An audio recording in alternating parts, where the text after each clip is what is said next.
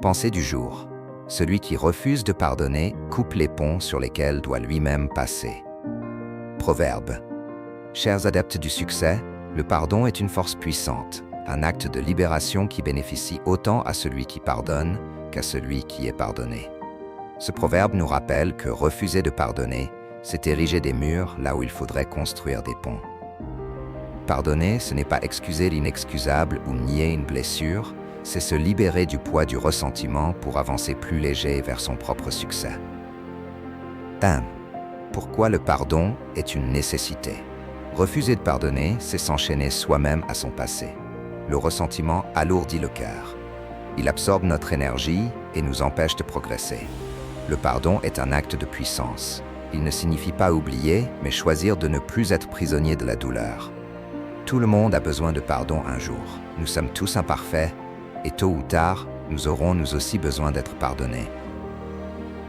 Celui qui pardonne ouvre la porte à la guérison et à de nouvelles opportunités. 2. Refuser de pardonner, c'est se condamner soi-même. Lorsque nous refusons de pardonner, nous restons enfermés dans le passé, incapables d'aller de l'avant.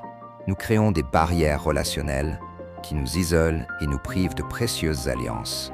Nous bloquons notre propre évolution. Celui qui garde de la rancune empêche sa propre élévation. Couper les ponts peut sembler une protection, mais cela peut aussi devenir une prison. Comment apprendre à pardonner? Comprendre que pardonner, c'est d'abord pour soi-même. Ce n'est pas excuser, c'est choisir d'être libre.